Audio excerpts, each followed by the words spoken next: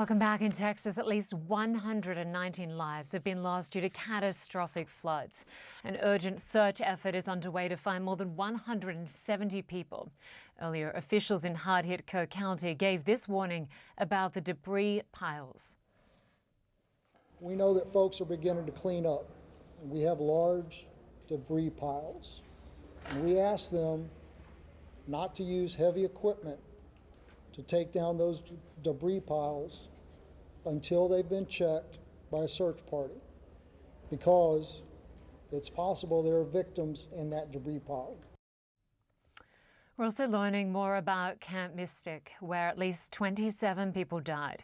Records show that 2 days before the flooding, a state inspector had visited the youth camp, certifying that it did have an emergency plan in place.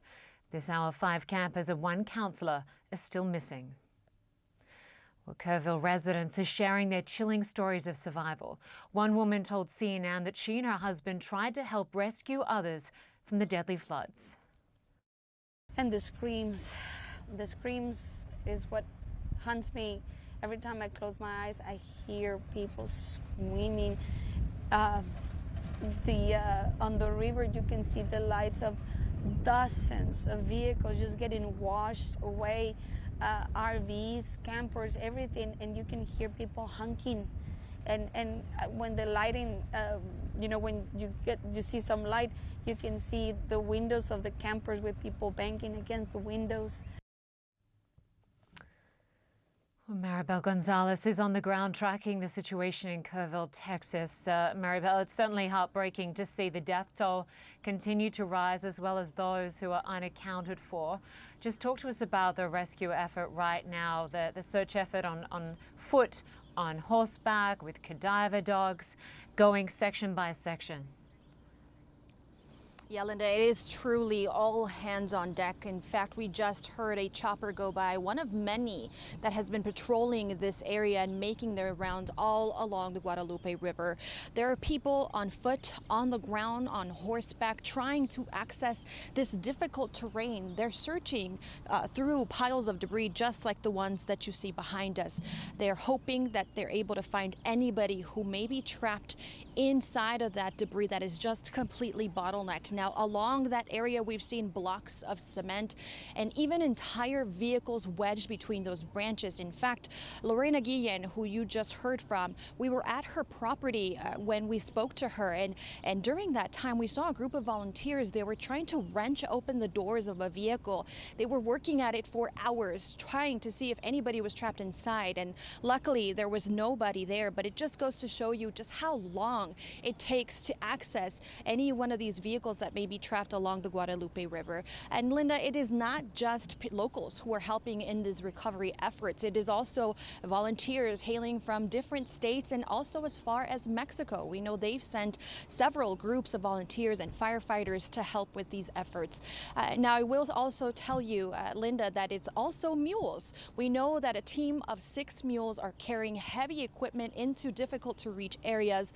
And we know that the group behind that mission, the mission mules, also did recovery efforts during Hurricane Helene, so they have experience with this type of disaster. Marabel, there's certainly a growing anger from family, from residents, from those who've lost loved ones in this about what led to this catastrophic event. Officials certainly facing tough questions. The mayor was asked about why he wasn't on a call with state and local officials the day prior to this catastrophic event.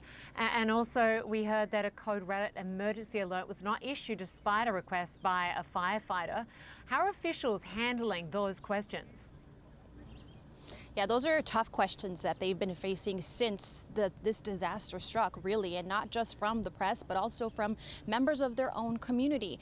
But we haven't heard many detailed answers into what happened, what went wrong, what could have gone better.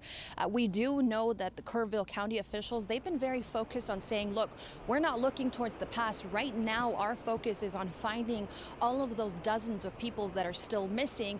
And they also said even today that if that that emergency alert was inadequate, if the response was flawed in some sort of way, they will address it in later time to come. But right now, that is not the focus. The focus is on recovery efforts. And Texas Governor Greg Abbott said that would be addressed later in the state legislature. All right, Marabel Gonzalez, good to have you there on the story first. Thank you. And at least 3 people, including 2 children, have been killed by flash floods in a village in New Mexico.